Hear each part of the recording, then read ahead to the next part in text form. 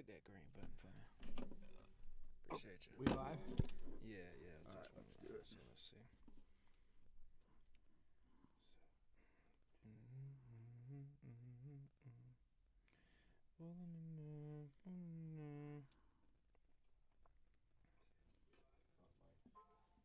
Hot mics. Hot mic. Hot mics. Hot mics. Get your hot mic.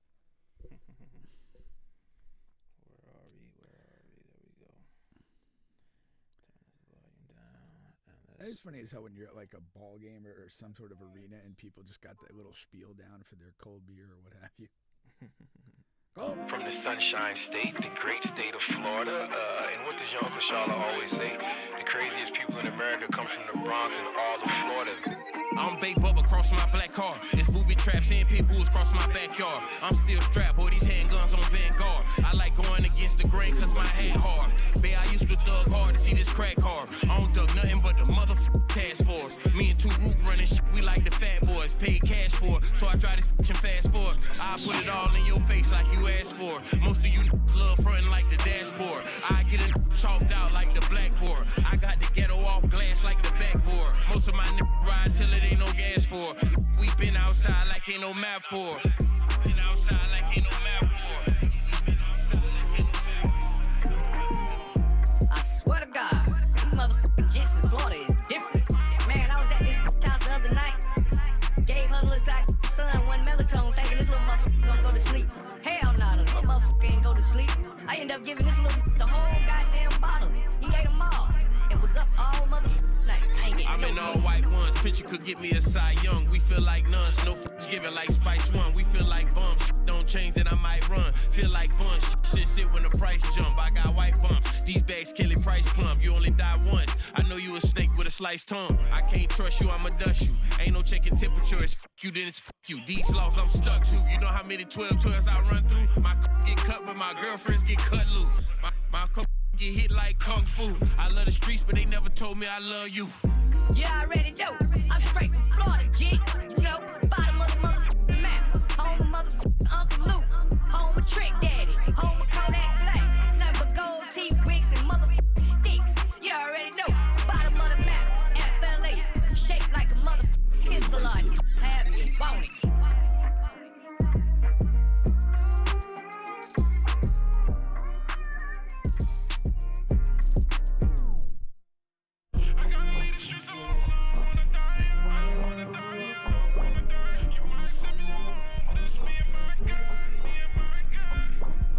Look, I ain't got no damn business at church. Cause all I be doing is looking at damn prints in that bitch.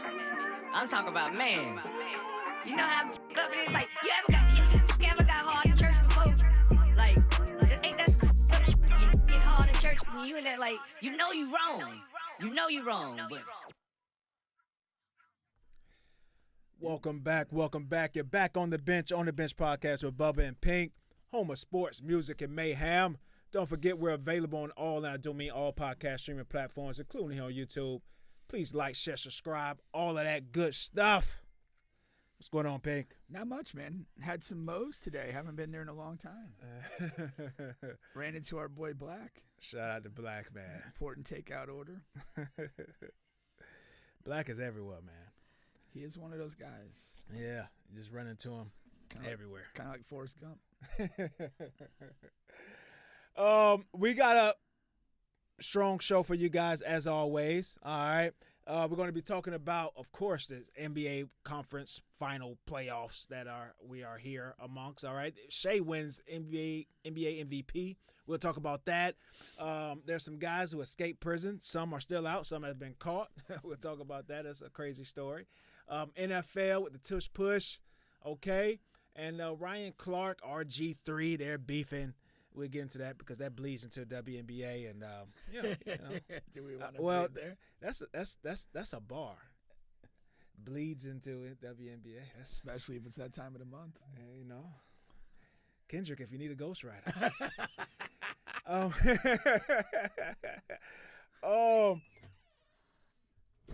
What was on my mind today actually came from our editor, man. Shout out to Chris. All right. Rarely gets a shout out on the show, but he's very important, vital. You give him some shout outs. Yeah, He's not without a shout out or two. He's vital to what we have going on. It's critical. But there's a conversation that's going on Black Twitter here. Okay, let me see something.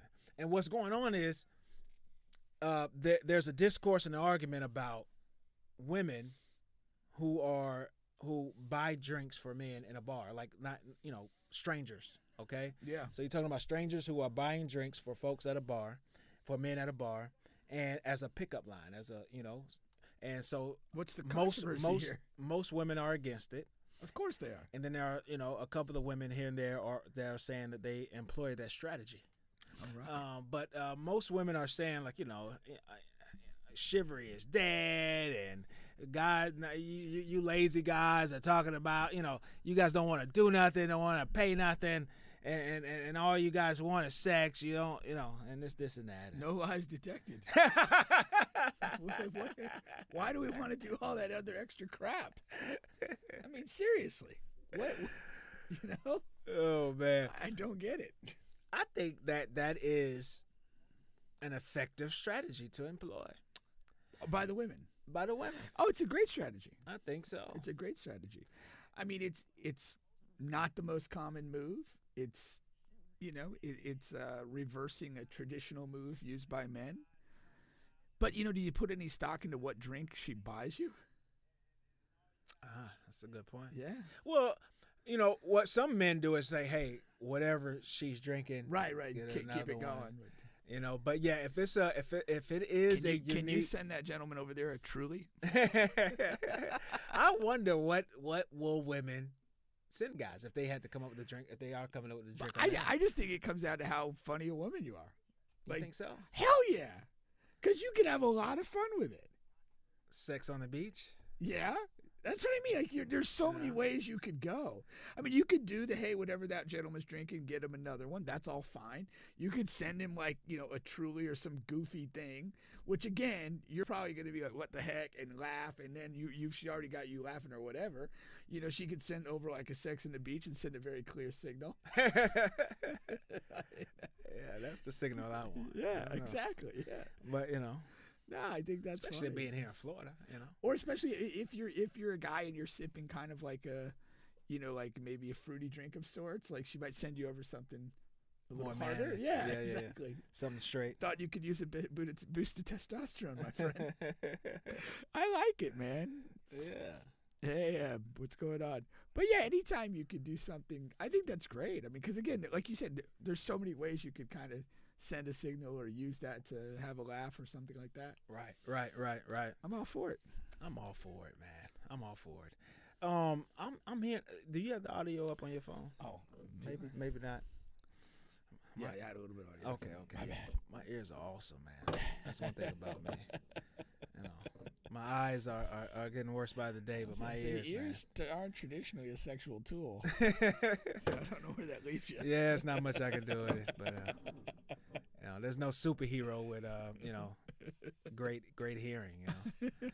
It's unfortunate for me. Yeah. But let's get into it, man. Like I said, we're going to be talking about it a lot. We have what's the word I want to use for the guy who knows just everything about basketball. He's going to be coming in towards basketball encyclopedia. Juan Bernal. He's going to be coming in towards the middle end of the show. That's when we'll hit all our NBA stuff. Okay, so we're going to get all of the entertainment stuff out of the way here. Now, so let's do this. Let's get into the Diddy trial, okay? Okay. The Diddy trial is still going on. Did he age even more from last week? It's getting crazy, man. Why? He's looking like Danny Glover. I also wonder, is this the same artist that is painting these pictures, or is it different guys who have their different depictions of them? That's true, too. Because there are no video, no cameras allowed in there, so you have to do the best with your imagination. That requires an explanation, because that's a dramatically different level of gray white hair. Well, hey, it's a new week. He's aging by the week, man. I guess so. And we talked about the last show. We talked about some of the craziest things we've heard thus far in the trial, and then we got into the the Cassie Diddy dynamic, because at last week, Cassie was on the stand and things of that nature. So now, and remember what I was saying about when the guy would finish, she would take it and spread it on Diddy's nipples or whatever. Yeah. And when we had our guests what I said was, I want to wait and hear about some more crazy stuff because I think that can be topped. And she was like, oh, you think that's the craziest thing? Let's just wait and see. And I think I have heard something that can top that. You have. From this Diddy trial. And that's the reason why I bring this up. Okay, what do we got now? All right. So you have one of their the male escort guys. Yeah. One of their many male escort guys. Yeah. You're having trouble there with your phone, I see. I am a lot of trouble. I don't know what the hell's going on. All right. And play through. And his name is the Punisher. Have you heard anything about the Punisher yet? I've heard he suffers from erectile dysfunction, which is kind of funny if you're the Punisher. And you know what? The Punisher has nothing to do with his male escort business. The Punisher, the name the Punisher actually comes from, he's a basketball player, and he got that from playing street basketball in New York. That explains. And he just carried that name. He just carried that name into the male escort business. Okay. But yes, he was on the stand. He was telling about his his erectile dysfunction issues, but he said some of that also came from the dynamic of Diddy. Yeah. How he would be in the room and saying weird stuff that would throw him off. Yeah. And whacking it and wearing like a Muslim face guard with nothing else on. a Muslim. You had to remind us of that. A Muslim face guard with nothing else on. Yeah. And that would throw him off. And so he would have to come up with different ways and different strategies and different things, get ED pill, but also do other things in order to be able to do it right. And at first, when he just took the ED pill, then he couldn't finish at all, right? Yeah. But he eventually got it worked out and did it. So this time, this particular male escort, the Punisher, he would finish on Cassie, okay? And then when it's time for cleanup, Diddy would come over and lick it off of Cassie in order to... I thought they went to a separate area to do that. Hmm? I thought they went to a separate area to do that. Possibly. Yeah. And Diddy would lick it off of Cassie. He would. That is way more crazier. that's... listen, every week I'm looking to be surprised. That is crazier than the rubbing it on the nipples. That is now a new record has been set. That is the craziest thing I have ever heard. I've never thought about you know what I mean? That's nuts, man. Probably good for you. They haven't thought about it. That's good. All right. That's nuts. Yeah, that's pretty wild. That's so nuts that it's really unbelievable. Really? Yeah. Nah, I think it's believable. You think it's believable? Hell yeah.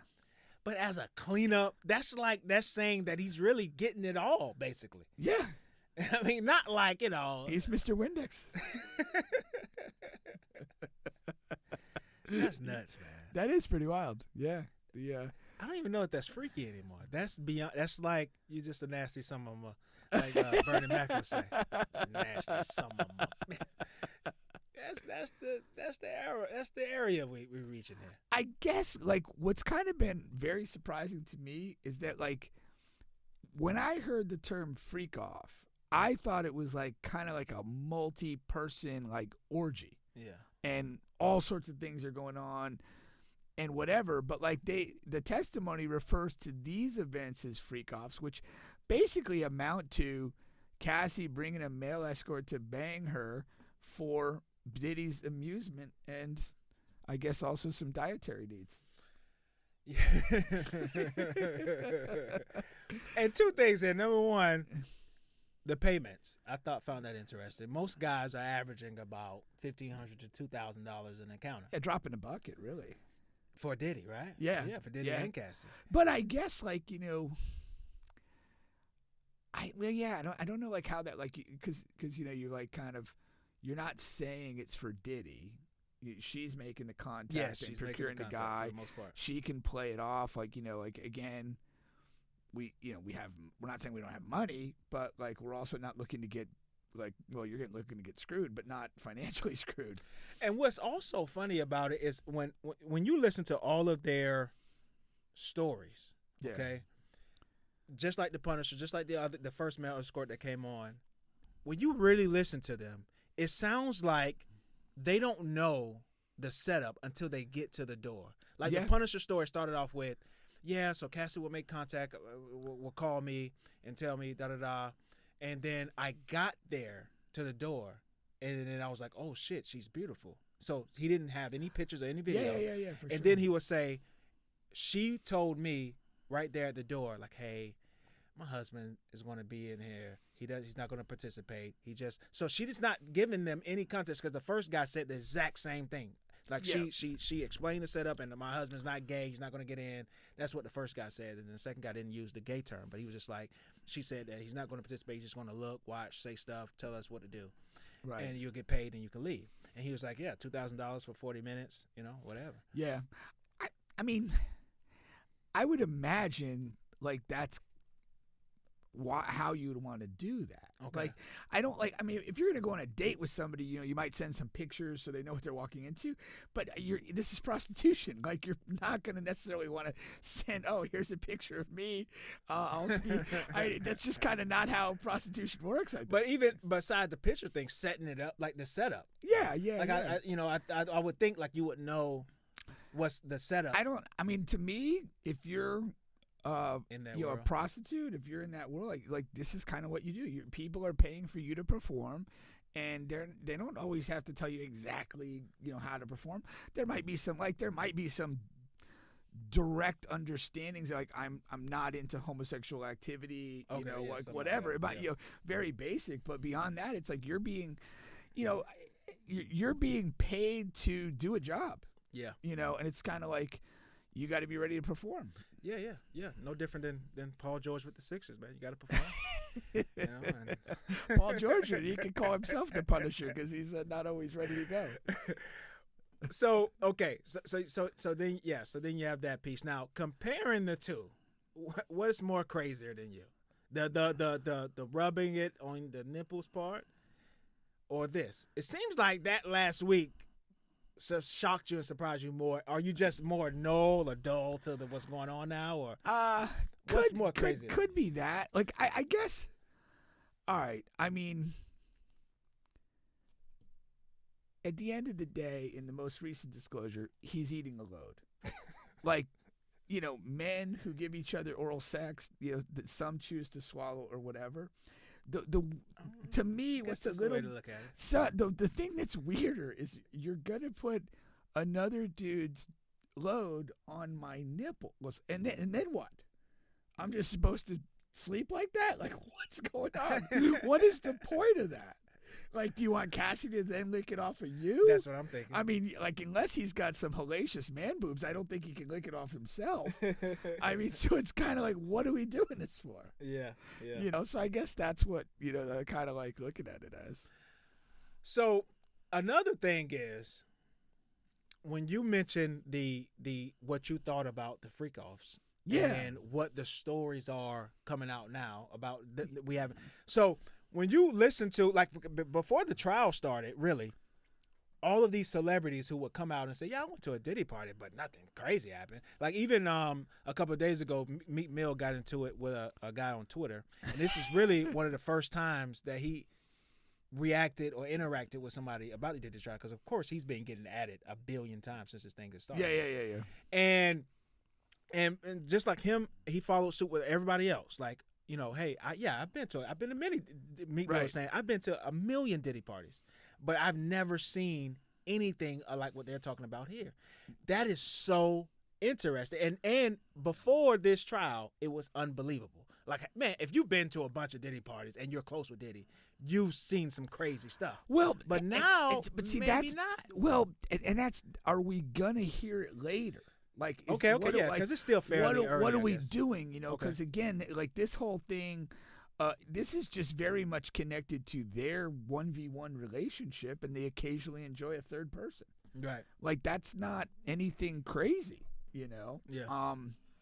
And again, it doesn't like involve other people directly or by implication. So, right. I don't know if they're kind of just walking us through this particular presentation of evidence and whatever. And maybe, maybe assuming that there were, essentially wide-ranging sex parties, like maybe you have a bigger problem proving anything there because everyone's behaving clearly consensually.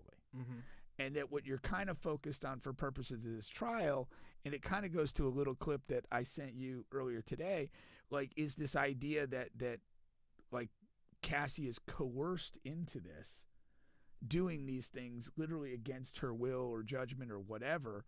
And again, if you're kind of trying to drop this into the setting of like a big party and a late party orgy, like, you probably don't have, it's not the same. But by isolating it to these events, maybe they feel that that's presenting, a certain coercion. But they did get a warning from the judge today that, based on what he's hearing right now, he's not hearing coercion. Right. He's hearing a controlling guy, but not rising to the level of coercion. And that is the most tricky thing, because a lot of women, Ebony is one of them, and a lot of other women on social media, they are flipping this to where it's like, oh, you guys are protecting Diddy, and you guys are, you're terrible, you're fucking awful, and this is that. We had one woman going back and forth with me on the YouTube comments yesterday. And the thing is, we're not talking anything about the physical abuse, which I'm leading into that because I'm going to get to that. Yeah. We're simply talking about this case, just like the judge said, what he's being charged for. The judges, I'm not hearing what you guys like. How do you want me to put this guy away? And you're not being convincing. I'm not hearing anything that you're talking about with the coercion, and the and all of this kidnapping and all of this, like, they haven't been like these stories. They're crazy, they're wild, but none of that is being displayed. So that's the thing. So far, what we've heard, he should get off for what he's been charged for. I don't think he's being guilty from what we've heard so far. Now, there's more people to come. Maybe we're going to hear something, the smoking gun, blah, blah, blah. I'm rooting to hear something to top the last record. Bubba's out here taking notes and learning. So Diddy trial's been a great educational experience for Bubba. Now, on the physical abuse thing, because we didn't hit that last week at all, and so out of pure ignorance, and that is, look up the dictionary term, out of pure ignorance, I want to ask a question, okay? Now, apparently, I guess, I don't know, it never registered. So Diddy and Cassie were married. Oh, I didn't know that. No. I mean, well, that's what the guy on the stand said, like, that she said her husband. That could have been just a loose term. Yeah, I don't think I know they were together for a while. Yeah, I don't think that they were legally married. Okay. And she may have represented it as my husband to make just that guy just that feel situation. Like, yeah. I mean, it's a little weird. He comes to the front door. Hey, this guy I just met downstairs. He wants to watch. He assures me he's not gay and he won't interfere. But he's just going to be over there. So you get two people that are together for a long time. Okay, now hear me out on this. Two people together for a long time. If the guy beats up on the woman, I don't think any man should ever put his hands on a woman in a physical, way. All right, and if he's beating her up and dragging her out and doing all of this crazy stuff, okay, he should be under the jail. But if he's doing that repeatedly over the course of years, and the people around the woman, she's not like by herself in I know some women can be in crazy situations, but the people that she does have people around her, they are asking to help, demanding to help. They are, providing her with resources to help. Okay. They are, she has other men that she's romantically involved with during this time who's willing to help, who also has money and resources, not as much as the man that's beating you up and dragging you out, but still he has money and resources. How much fucking money and resources and opportunities do you want? Okay? And if that is going on for a considerably amount of time and she keeps going back and doesn't want help and doesn't want you to call the police, doesn't want you to do anything to him, I don't know. I mean, where do you want? Why do I have to have sympathy for that? Why do I have to want the guy to be in prison for that if she's going? I don't know. And this is why, and leads to other points as well, right? Because okay, if a guy walks into a store, right? Well, if a guy walks into the 7-Eleven and the 7-Eleven owner is there, the clerk is there, and the guy goes and he grabs a Coke, some gummy bears, and some fucking diapers, right? And he got it in his hand. He's up for a big night. And he walks out. Yeah. And he walks out. Theft. Doesn't pay. What is that called? Theft. But what is it called when he does that over and over again with the owner and the clerk looking right at him and they never say anything? What is that called? I don't know what you call it. I mean, it is. I mean, it's still theft. What are you trying to get to? I'm not sure. Well, I mean, exactly. What are we doing? That's my point to bringing that up is what are we doing? The clerk and it never does anything, and that goes for like I came up with like 100 different situations, but I don't have to go through them. But my point is like, yeah, what are we doing? Yeah. Well, yeah. I mean, it becomes a bizarre and in some ways fascinating dynamic. And can I cut you off for a second? Yeah, because I have a short story here. Go ahead. There was a woman in my family, close relative. I don't want to say the name or how relation because then everybody will know. It was a guy that was beating her ass. And one particular night, he bit her ass pretty good. Okay? Yeah. The men in the family got all riled up. We ready to go. Okay? To do anything to do harm on this man. Okay? This is a boyfriend. Yeah. Okay? In her house that she's paying the rent for. This guy don't even pay rent there. Right. Okay? But still is a boyfriend. And she, like at the last minute, she stops us. Okay? She continues to be with this guy. Then she gets married to the guy next month. The next month? The next month. She gets married to that guy. Wow. Again, what do we fucking do with that? Yeah. Yeah. It's I guess the analogy I would draw to it almost becomes like a drug addiction. And at various points that people have like an addictive problem, there are people that are close to them and try to intervene or intervention or what have you to try to help them, try to, put them in situations where they have rules and this and that. But so many times the people are just drawn back to that drug and keep doing it. And they just become more kind of deceitful and dishonest and deceptive about how they do it. And I think that like some of these relationships that are toxic, they almost take on that same quality where it's just like there's some like just fundamentally almost addictive quality to the relationship that keeps these people going back to it. And the point, I mean, your story was significant because, again, you had a specific moment in time when you had help, you had people that wanted to do something, and you call that off. And for what? Why? You don't want that guy to be harmed. He just harmed you. I mean, there's a part of like, there's a mentality that's like an eye for an eye. And it's like, you beat me up, I want to watch you die. That's like some people react that way, but then other people, it's like they can't get out of their own way to let that happen or let that guy take a beating or get run out of town or whatever that's going to look like or take. And then maybe you have a chance to be free of it.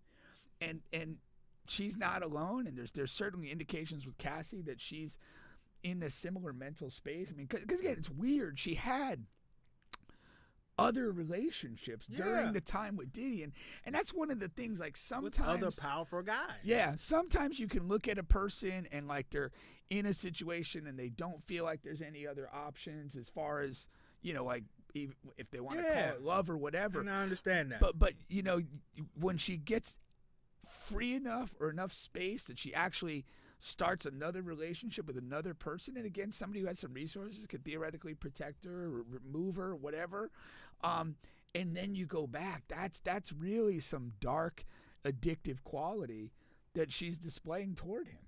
I mean, it's very disturbing. And again, you could say, oh, it's really unfortunate, but for me, I always like. There's always a point where it's just like, if you're not interested in helping yourself, and people have tried and given good efforts, and you're not doing your part to get out of this, this is what you want.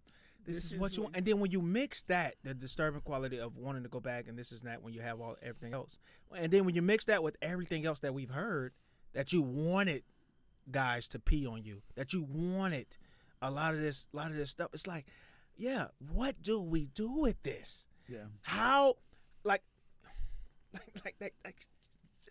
I'm trying to avoid being fucking, because we're gonna put the clip up, and I know, but and this is the thing, and a lot of women they're going to disagree with that so harshly, and they're going to like call me out of my name and whatever, and tell me my mom sucks, horse penis and all of that, but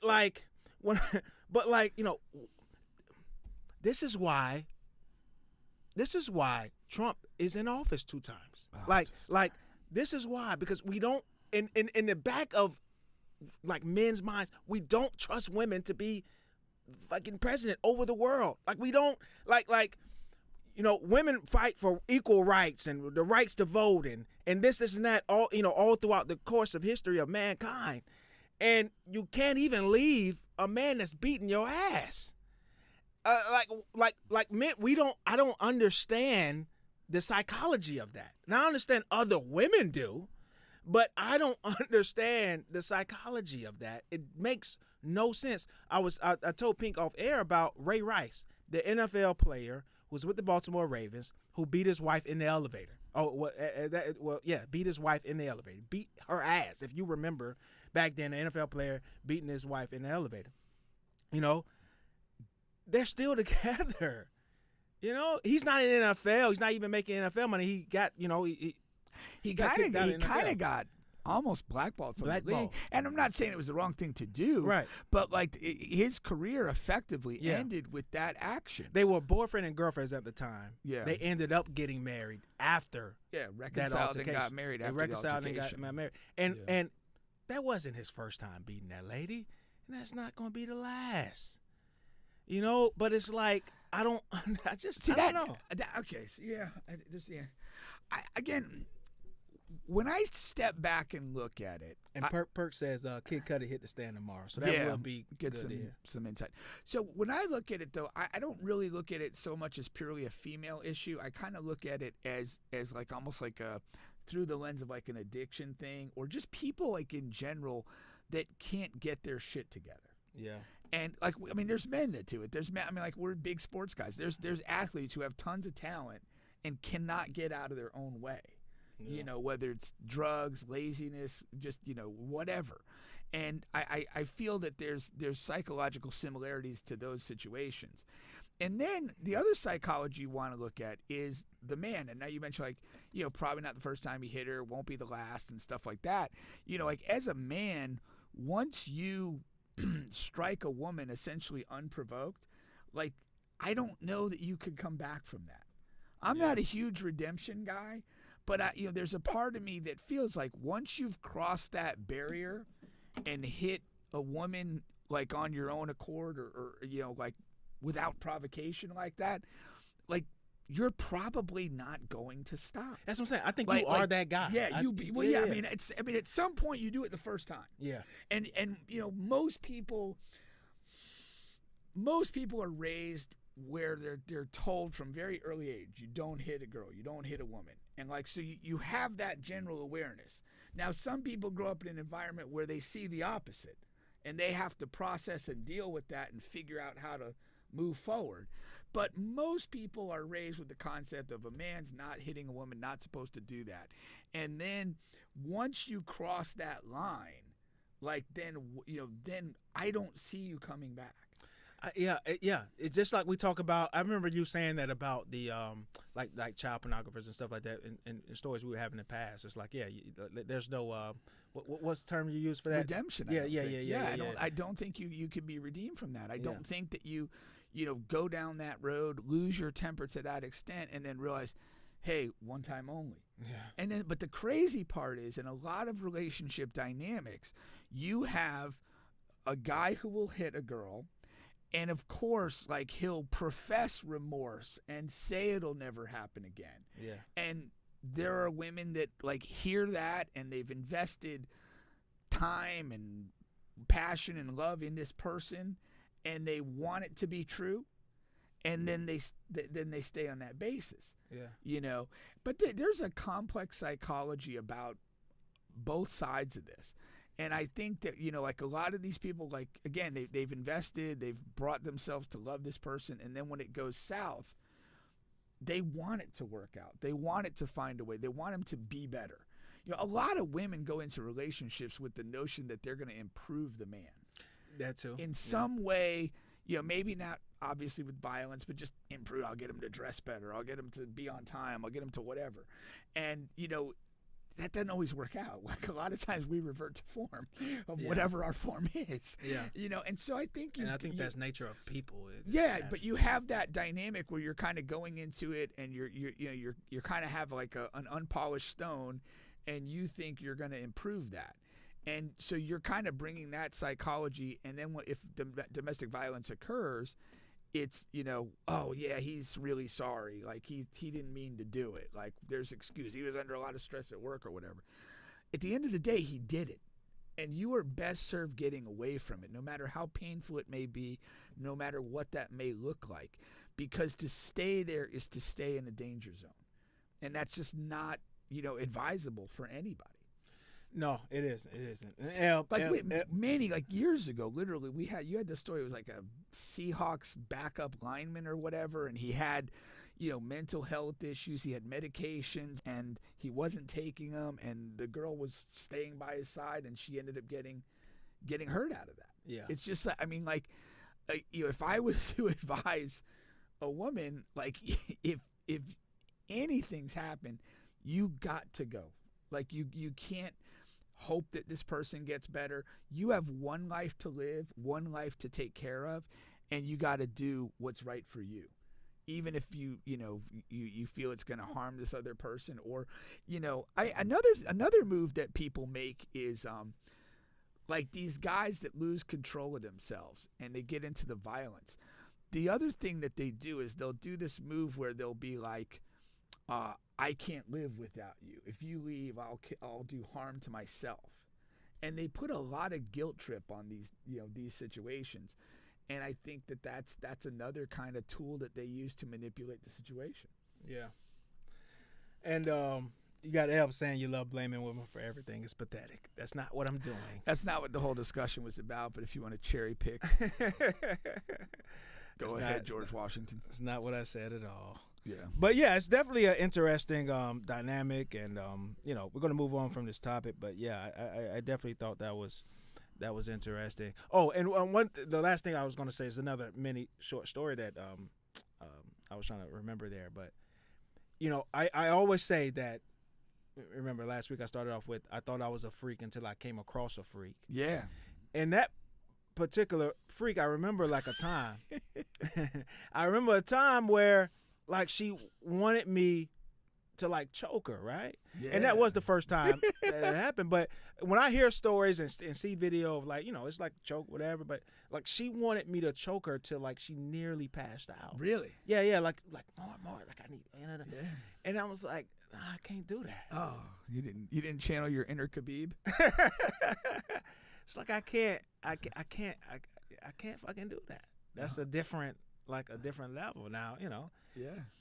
Maybe she needs to takes the place of Cassie or something. I don't know. But like she would ask me to do certain things like that, which I wasn't comfortable with. I'm just not comfortable. But there's a theory though that, like, a lot of times, like, the sexually freakier people, like, have been subjected to trauma before, and that that's how they end up that way. Yeah. That, you don't necessarily just have this like pleasant, thing, that there's some underlying trauma that makes you or inclines you to those types of edgier sex play. No, that's true. That's true. All right. You're still on the bench podcast with Bubba and Pink, home of sports, music, and mayhem. We're available on all, and I do mean all podcast streaming platforms, including here on YouTube. Please like, share, subscribe, all of that good stuff. Man, what haircuts can do to, what hats can do to a person, for a person. Like, I look so fucking crazy. I need a haircut so bad. Yeah. And this hat, I look good with this hat, man. It's crazy. If you do say so yourself. But if I take the hat off, I would scare scarecrows. Really? All right. And I'm not a hat guy. My head is a weird shape. I think it just doesn't wear hats well. Yeah. If you got a hat business, link me. All right. Let's move it along here to the next thing here that's been hot this week so far, and that's this Ryan Clark and RG3. All right. We know two former NFL players, and actually, I don't know if you knew, I had watched a couple of broadcasts. They actually broadcast games together. Did you know that? Oh, no, I did not. Yeah. So they were on the same broadcast team for a little while as well. I didn't know Ryan Clark did games. I knew RG3 did. Yeah. Okay. Yeah. When you work for ESPN, and that's one thing Charles Barkley and all those guys talking about, you're not going to work me to death. That's what Charles said. You're not going to work me to death like you do those other guys, because they're going over to ESPN.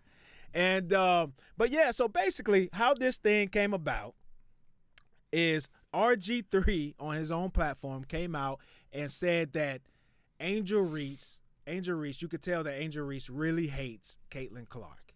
And then he went into that. And Ryan Clark responded by basically saying, like, how do you know how black women feel when you don't, you can't even talk to one or whatever. You don't talk to one. Obviously pointing to RG3's white wife and the white women that he's been with over the course of his life. Yeah. And then so now they get into a personal swap, which kind of removes Caitlin Clark and Angel Reese out of it, because they get into it about with each other and RG3 feels like he shouldn't have brought up the wife. Crossing lines. Crossing lines. Yeah, he really crossed the line. And he said it comes to the point where you cross the line and Ryan Clark sprinted past it. and and Ryan Clark put out a long message talking about you're corny, and talking about RG3 and all of this stuff, and you were a bad teammate and a bad broadcast partner and all of that. Now, and so my thing is, I wanted to stay more towards the Angel Reese and Caitlin Clark thing versus, whether these guys are corny or bad teammates or not. And see, I disagree wholeheartedly with RG3, and I think he's way off base and just shouldn't have said the comment. But again, it's his platform, his opinion, so he can say whatever the hell he wants to say. But saying that, Angel Reese hates Caitlin Clark, that's nuts. Based off of the foul call. First of all, it was Caitlin Clark that had a technical foul on Angel Reese. It wasn't the other way around. Yeah. So I don't understand how you can take that play and then come out with that comment saying Angel Reese really hates Caitlin Clark. So that's number one reason why I think is off base. Number two, it does speak to, how can you know what is in Angel Reese's mind? She's never said anything near that she hates Caitlin Clark. And she hasn't shown anything like that. And my last point to this, Ryan Clark is right. Ryan Clark and Jamil Hill, who was my crush in high school. Really? I followed. I followed. She was my crush and my favorite, sports writer at the time. I followed her. I interned with the Orlando Sentinel and ended up getting hired with the Orlando Sentinel. So I am You ever see her naked? An official journalist. I never met Jamil Hill in person. Oh. I followed her followed her career path. As in stalked. Yes. and what they were saying was, in a lot of spaces, black women are portrayed as aggressive, loud, and things like that. And it's like, well, if Caitlin is the one with the push and all of this and that, like, it's just, why would you continue to portray that about Angel Reese when she hasn't shown anything of that nature? So that is like a knock on black women. And, it sucks. But, He's not with a black woman and never has been seen with one. So I understand Ever how since he left the womb. I understand how Ryan Clark can make that assessment, but Ryan Clark could have just said it a lot better, or just not said anything at fucking all. Here's the thing, though. Like, when we're talking about, podcasting, punditry, commenting on sports, there's always a part of it where you're going to estimate what you think the person's mentality is or what their mindset is in a situation. It's part of what you do in this industry. So I don't have a fault with him saying that that's what he thinks, And she did react pretty aggressively to the foul. It was a bad foul, but you don't have to she was aggressive. I just don't think it's that big of a deal. But these wasn't a deal at all. Yeah, it's a foul. These two are probably going to be connected in one way or another for their whole career. They made each other. That's what happened. Yeah. We've talked about this ad nauseum on this show, going back to that that game that they played 4 years ago. I mean, that's what defined this dynamic. It's not going anywhere. Can I say something rational about that whole? Sure. And and we have Juan Bernal, friend of the show, who has joined. The only, all right. This is the 40-year. Yeah, the 40-year. Actually, 45. Of what? The 45-year anniversary of Magic versus Bird. And this is, and honestly, that rivalry, so to speak, Caitlin Clark versus Angel Reese, that is this generation's Magic versus Bird, except in today's media era, it has become so radicalized with people giving their opinions that it's a way bigger deal than it is. Like, for sure. Honestly, we've heard more things about this foul than anything about the WNBA in quite some time. Yeah, for sure. In quite some time, and honestly, like, I foul people harder than that at pickup. Like, there was nothing wrong with that foul, but that's what this is. This is unfortunately, that is what the media has made this. They've made it into a black versus white thing where, as both are very good basketball players in their own right, and we should leave it at that. And when you say Magic Bird, my opinion, they needed this to be Magic Bird, but it's not. They needed Angel to be a lot better. And when I say they, I mean the WNBA.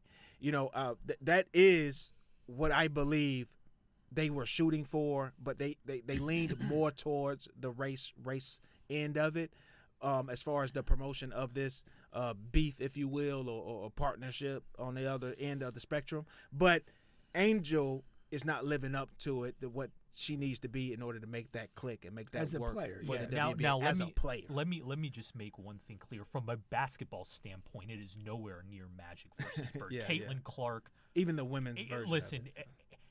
Any rational basketball connoisseur would agree that Caitlin Clark is a much better basketball player than Angel Reese is. Yeah. And that's not a knock against Angel Reese. No, she's a good role player. Angel Reese is very, very good, but Caitlin Clark may be, when it's all said and done, she may be the greatest women's basketball player we've ever seen. And I push back on that.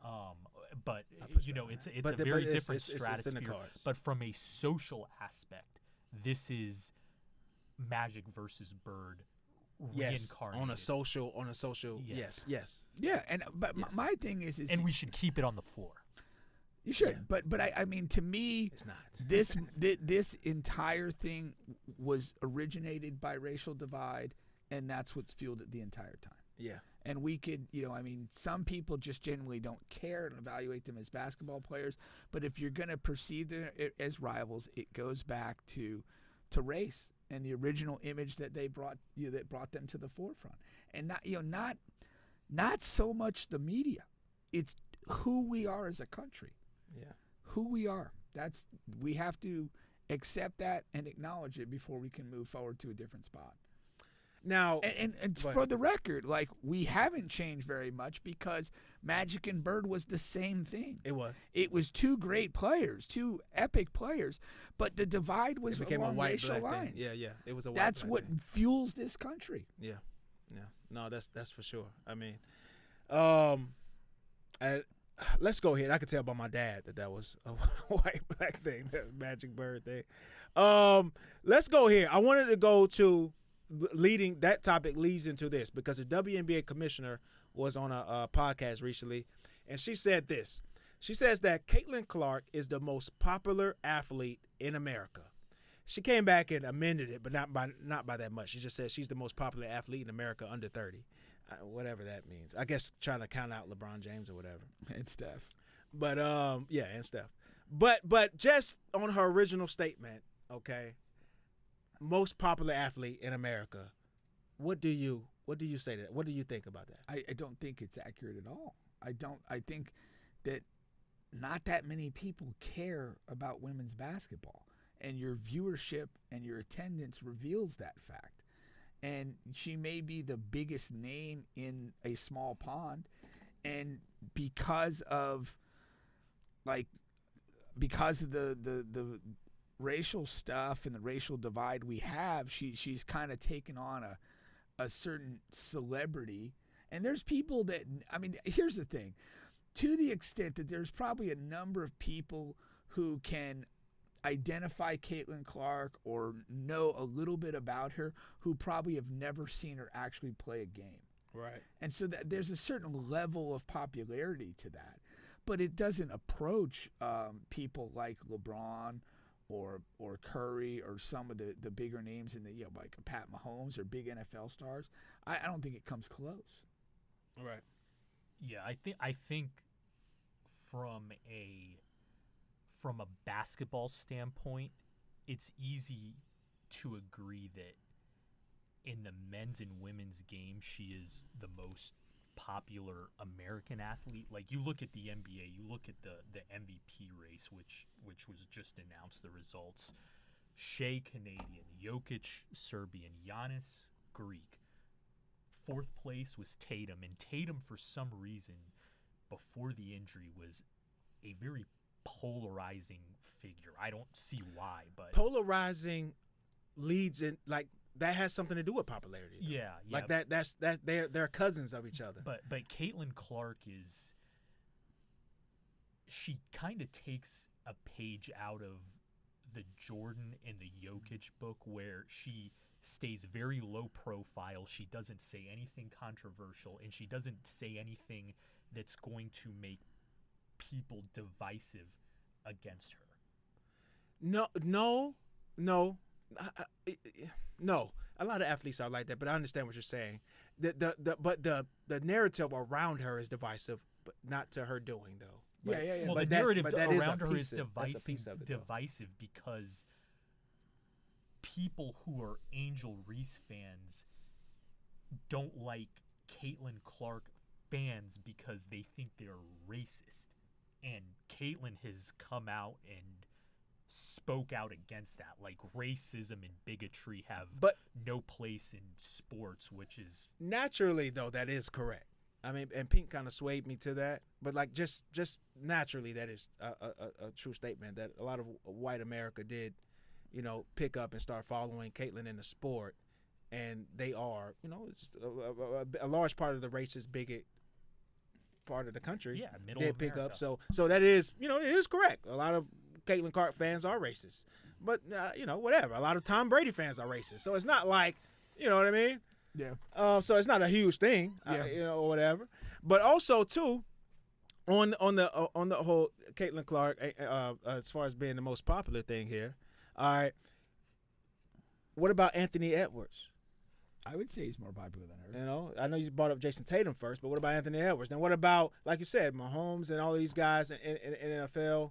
And then they don't have to be of American descent. She just said in America, right? So what about Ohtani? What about Messi? Yeah. What about, you know what I mean? Yeah. So I don't know. And also it's a little dirty to me. It feels a little dirty because I know why she's wildly popular because of the white-black dynamic of her and Angel. So sure. She's not the most popular, even in the running or conversation, just because of her play on the court. Yeah. So it feels dirty if it's to me. Just anyway. her play on the court, nobody cares. Yeah. I mean, you could fit WNBA pants in an extra large condom. Maybe a regular. Jeez, I mean, sometimes I don't know where to go after you say stuff like that. well, it's just true. I mean, this is it's nobody gives a damn. But Oh, no, again, there were It's more picking people up. than that watched the Fever in Chicago on Saturday than the Sunday night baseball Subway series. the baseball. Come on. Jesus, Mary And it Joseph. was. I saw that. It was 2 point. The WNBA was like 2.5. The MLB was like 2.1 or something. Yeah. But again, like we know why. Yeah. It feels dirty. It's Yeah, the it Angel is. Reese, Caitlin Clark, black white. Are they going to end up fighting? And then they end up with the foul. That's What Indiana did to Chicago that game was Yeah. dirtier than anything that happened on the court, mind you. on the court. It's not a rivalry. It's not a good game. It's not a good product to watch when those two play because Fever are so much better than Chicago. So like, how is that game 500,000 times more views than your average WNBA game when it's a terrible product to watch? They're up by 35 points. You know what I mean? Because people aren't watching the product; they're watching Bingo. personalities. Bingo. You know, and I mean, if you flip it back, I mean, that's kind of what drove a surge of NBA popularity back in the day when you drove, personalities and over teams. Yeah. And again, go back to like Magic and Bird and that, and like it was, created an individual rivalry with two fantastic teams. But So can that model last here? no, Can that model flourish No. here? no, it can't, because at the end of the day, the product's bad and it's got to speak for itself at some point. And you also have the dynamic of time is going to reveal, like we know Caitlin Clark's the better player, but if neither one of them, become championship contending people and they're both like, either fringe playoff teams or out of the playoffs for the bulk of their career, nobody cares. No. No. That's You want a quick comment? Huh? Definitely gonna come in before the season. Oh, okay. We got some Yeah, stuff. come in now. Okay. Make sure you get with us now because you didn't write me back last time. Yeah. No, we can't wait for the Ace League, man. We can't wait for the Ace League coming up this summer. We're gonna be there, man. But I think whoever the commissioner, they just make the comment it's hyperbole to attract Yeah. attention. Oh, you think that's a large piece of that? You don't Of think? course it is. Yeah. Yeah, Yeah. of course it is. And you know what's funny? Yeah, because I didn't, whatever. I didn't know. I guess they have a commissioner, but she's been so like out of the news and cycle, like you don't know. Like, Yeah, everybody knows Adam Silver. He's everywhere. He's Yeah. talking. But I mean, again, if you're in the business of promotion, which the commissioner of a league should be, like you're gonna say things that are gonna attract headlines, that are gonna attract chatter, and again, it doesn't necessarily have to be true or verifiable. I mean, at some point you can overstep to the point where you look like an idiot. But if you're kind of in that line of, whatever, that we're having this discussion, Yeah. means that it was like a Yeah, good because comment she's in make. she's in the line. Yeah. It's oh wait, is she? Wait, let's give a couple other names. Well, now you've had a discussion involving Caitlin Clark, and you've wasted 7 minutes of your life. All right, that's good. Let's get to the NBA, man. NBA playoffs. Yeah. We're in the conference finals here. Okay, let's. I got two things I want to talk about, but first, let's get to the news of the day because Shai wins the MVP. Okay, Juan just kind of alluded to it here. He wins the MVP. Joker comes in second. And Nikola Jokic of the Denver Nuggets come in second. Giannis comes in third, man, from the Bucks. So, number one, is that what you foresee? Is that what you had in your bingo card? Shai winning the MVP, and I felt it was the likely outcome. Combination of fantastic individual performance and team success. I mean, top seed, best record in the league. You can't. I mean, you honestly can't ask for more of a guy to do anything. Like, he was the best player on the best team in the league all year long. Now, Juan, some people are saying that when you look back on this a few years from now, you're going to say, damn, Jokic got robbed that year, that Shai won it. Well, I mean, listen, I'll be the first person to say Shai is a phenomenal player, had a phenomenal season. he had a great season. Now, part of me thinks, actually, all of me thinks that this should be Jokic's 5th straight MVP. Whoa. And you're going to look back at the greatest statistical season in the history of the league. Whoa. And Jokic would not have won it, or he won't win it because people are tired of voting for him. Just like what happened with Jordan back, when Karl Malone won the MVP. And again, that's no slight against Shai. Shai had a great season, and he would, if Jokic didn't have the greatest statistical season in the history of the league on a team that was inferior, obviously, because the Thunder beat the Nuggets in a 7-game That series. doesn't mean they were inferior. They went to a game 7. Jokic got shut down by a guy that's 6'2". He's actually happens to be white, and that's what happened. I mean, he were in a game 7. He didn't get it done, and that's and I'm glad we went here because over the course of the NBA, we trash some guys, then the guys we like we don't say anything about. And that's so fucking weird. Like, Jokic is a hell of a player. But when he doesn't show up in a game 7, you can say it. Why aren't anybody saying anything about that? Yeah, we saw him get shut down by a 6'2" Alex Caruso. We saw them forcing him, trying to get in the paint because he's a center and he was being guarded by a point guard. And you think, okay, yeah, get in the paint and do something. He was unable to do anything. And then after the game, we say, oh, man, OKC was just a much better team here. No, the problem. Jokic needs some help. The problem with in a 7-game series, Denver was able to overcome 2 really bad games by Jokic standards, and they went 1-1. Mm-hmm. And the problem with Denver was Aaron Gordon was their 3rd best player in Game 7 on one leg.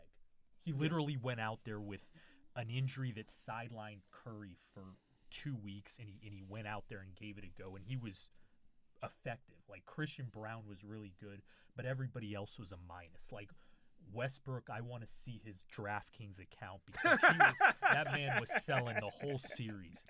I mean, and listen, the reason that the Nuggets were in the position they were in is because Michael Malone insisted on playing Westbrook over Tim Pickett, and his successor made the same mistake. When it was time to get off Westbrook, he wouldn't get off of him, and that is something because of the that energy he brings. I guess you can kind of get tricked into that because you're thinking in a playoff, and you need those very energetic moments at time in a game, and you feel like he can provide that. And then the other guy's like a rookie or second-year player. You could easily fool yourself. Like, you can energy, easily fool yourself. That's what I'm saying. You also you're telling yourself this is an experienced guy. Yeah. He's been in all these different situations. It's Game 7. He'll know how to respond. Yeah. It's easy to kind of talk yourself into certain decisions, and it takes some real mental strength to be like, nah, this ain't. We're not going down this road.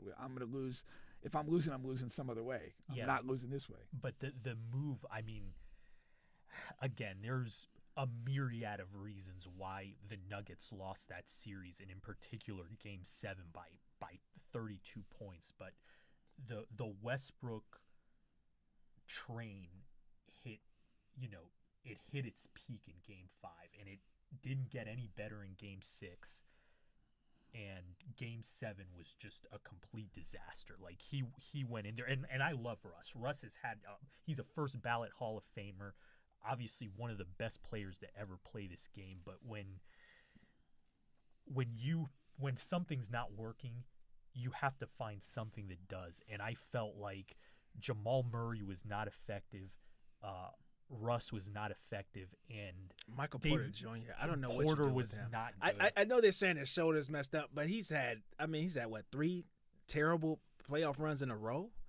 I mean, like consecutively. At some point, I wish David Adelman would have went to his bench, because that's the reason that they hired him. Because Mike Malone refused. played 7 or 8 guys, and they wanted to try to develop and see what they had more on the end of that bench, and he just refused. But to do it. developing and going for a championship run are two different things, man. I mean, like we saw J.J. Redick. What's funny is because before the playoffs, I was sitting here, and it was myself, Pink, and our guy Tony. Damn, I'm glad I remembered his name. And they both picked the Lakers, and I'm like, I'm telling you, man, the Lakers role players are terrible. And they're like, oh, blah, blah, blah. I'm like, these guys are fucking awful. And then you get to the playoffs, and JJ only plays 5 guys, and I'm like, yeah, I can see that. Well, I know why. Yeah, and sometimes that that's going to, you got to get it done. If you don't get it done, they get trashed. Luka gets trashed. LeBron gets trashed. But here goes Jokic, and we're blaming the players. Yeah, I don't understand the difference. There has to But be a middle ground. who's though. blaming though? That I don't know. Nobody's blaming Jokic. Nobody. I mean, he played really bad. I mean, I saw that. I mean, I reached that conclusion. That's the first time I've heard you say it. Like I want us to be. We didn't watch Game 7 together. But we here. We have the show. Like I want us to be as loud and express it about Jokic as we do the James Harden, LeBron James, Luka. You came in here 1,000 times to talk about Luka and stuff like that. When Jokic plays bad, we're allowed to say something. When Anthony Edwards plays shitty, we're allowed to say. Nobody says anything. And I understand when the guys we like, we don't say too much. We hope it gets under the rug. Nobody says anything. But the guys we don't like, man, you give it to them, man. I'm glad Will's here because there's 3 guys that know how to play this game. Michael Jordan, Kawhi Leonard, and Jokic. They play the game of when they're great, everybody loves them, says how great they were, but when they're bad, nothing. When you say they know how to play the game, like what are they doing to manage that back end when they're not playing well? Like how are they? I don't think it's anything. I think it's just a dichotomy around them. I don't think it's anything specifically about the players that they're doing. During the course of their career, you haven't seen Jokic in any commercials or doing any interviews or doing anything in the public eye. Like he has the one with the little horse and his teammates. Yeah, he drinks his beer, he plays his horses, and he maintains a very low profile. Oh, this is a good point you're making. The same thing with Kawhi Leonard, maintains a very low profile, did the one commercial for New Balance. And listen, I'm the biggest Kawhi Leonard fan there is, but he disappeared in Game 7 when they needed him the most. They did, and nobody said anything, including myself. Yeah. So you're right. Out of sight, out of mind is basically what you're saying. Jordan was... Damn, that's a good point. Jordan was the best at keeping the profile enough to where the adulation was there, but the criticism wasn't. Like when he was perfect at when Nick Anderson stole the ball, nobody ever remembers that except us Magic fans because he was coming off an injury or coming off a retirement for a year and a half and all that. So that was the excuse. Now we paid for it a year later when he came back and kicked our ass, but he was perfect at that. So Jokic, I believe Jokic, as long as he keeps a low profile and is a family man and goes to Serbia in the off season and drinks his beer and plays in the Olympics with his boys in the national team. You might see him in Eurobasket this summer. Like he'll always maintain that profile. And you know who's coming right up behind him is Shai. Yeah, Shai. Low profile. Team. Yeah, but he's gotta kick the free throw. I was going to. Goddamn, you read my mind. Yeah, because that was. I wanted to get back into Shai and about a lot of people are saying that he free throw drifts. Okay, and he's a king of that. Now there are other guys that do it a lot. You got Jalen Brunson. You got my guy Embiid, and you got a couple others now.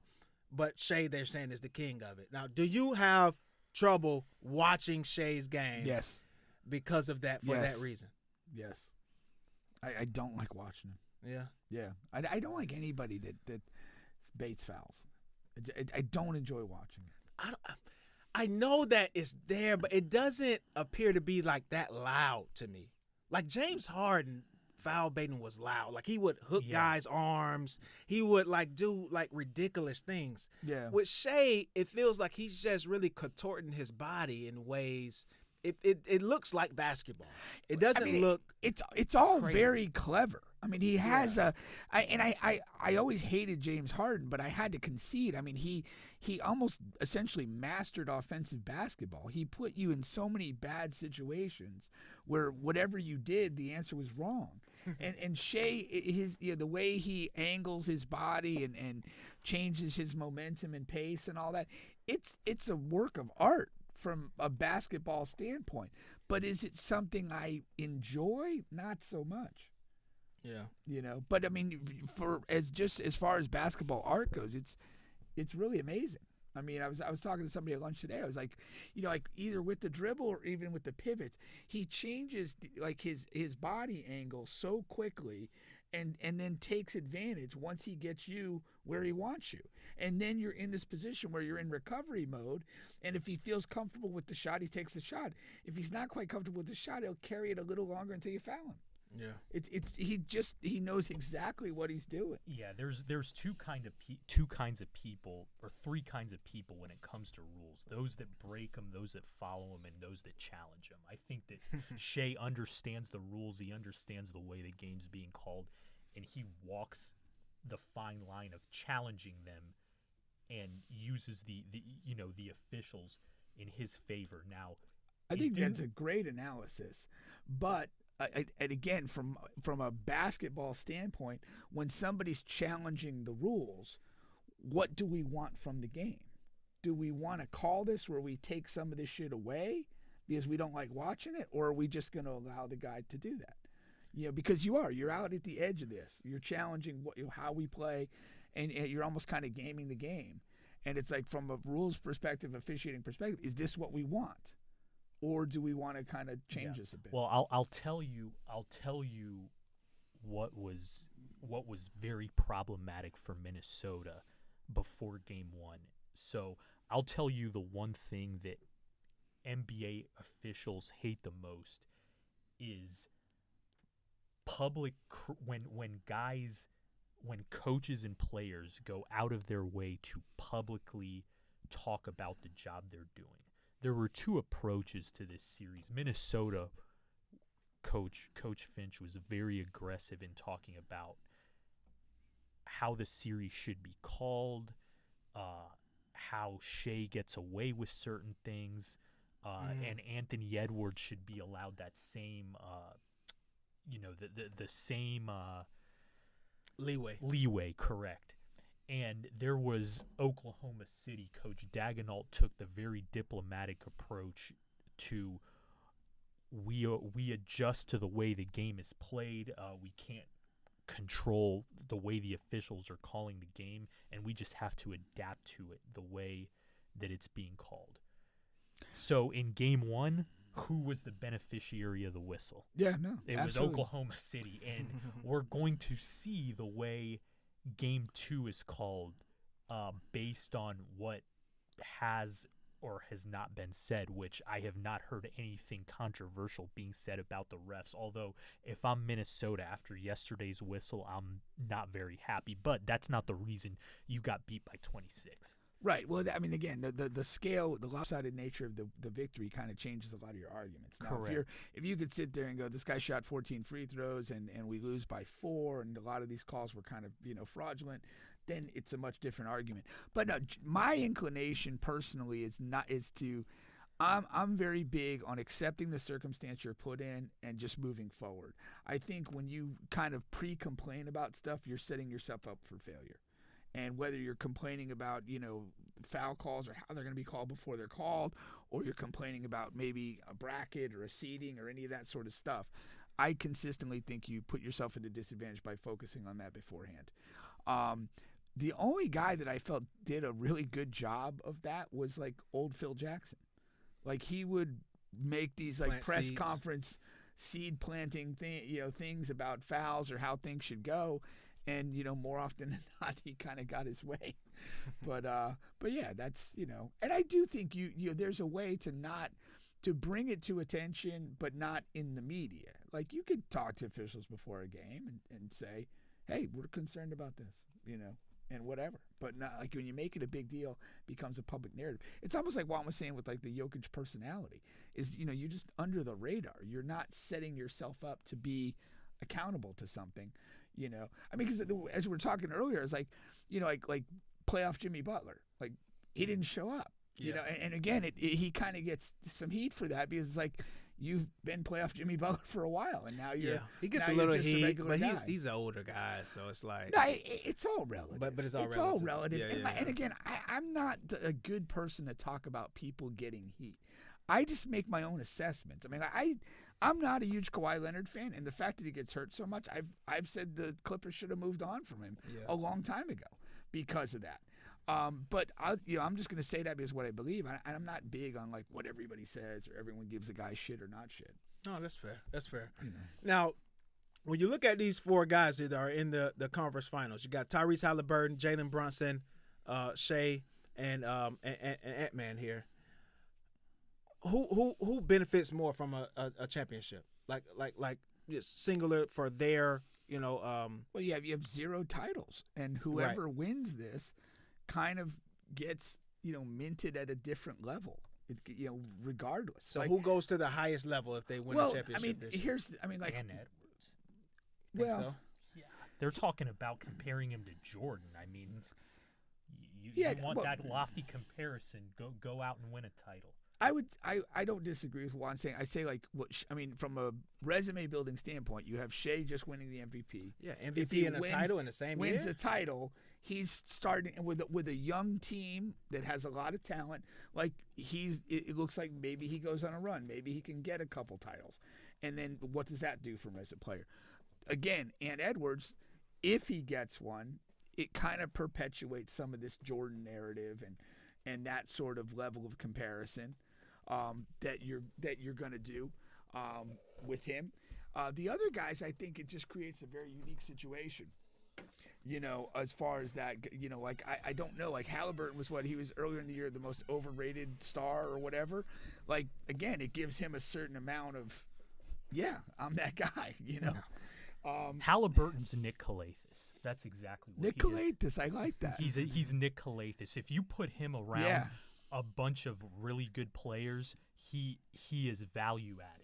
And Indiana is the perfect team for him because he has shooters, he has bigs, he has alternate ball handlers. He can just kind of be who he is. Yeah, no, that's a great point. No, that's great team building. Yeah, that they have done around Halliburton. Yeah. I mean, really a master class, and it wasn't surrounded by star chasing, which a lot of organizations get caught up. No, but listen, let's not get it twisted. I think people like to talk about guys who are disrespected. I think there's no one more disrespected in today's game than Pascal Siakam. Like, that guy was the second best player on a championship team, and just no one talks about it. He was an all-star this year. He was, one of Indiana's 2 all-stars. That guy's. But he's another guy from a public persona standpoint. He's almost invisible. Yeah. Yeah. Like I don't know what his voice sounds like. He's not a superstar or a star.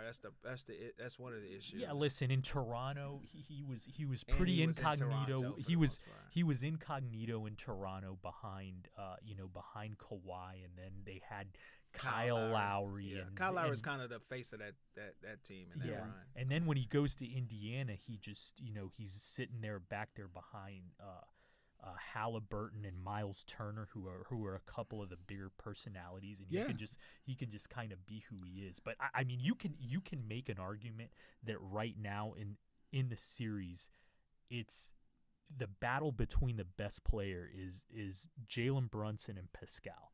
And there's a very good argument for Pascal. It's funny because with Siakam, it goes back on the Toronto title run. I remember watching the first round. They played the Magic.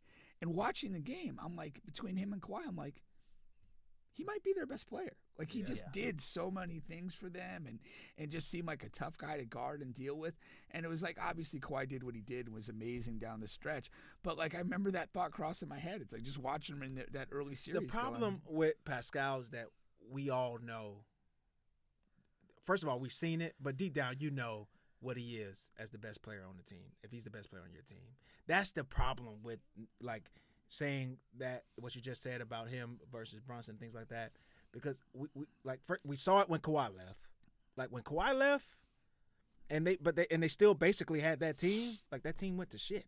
I mean, well, they almost beat Boston in the bubble. Yeah, almost, and this and that. It you know, that and $2 to get you on the Lynx bus. Right, but then Van Fleet and leaves, and Kyle, he starts declining, and Gasol leaves.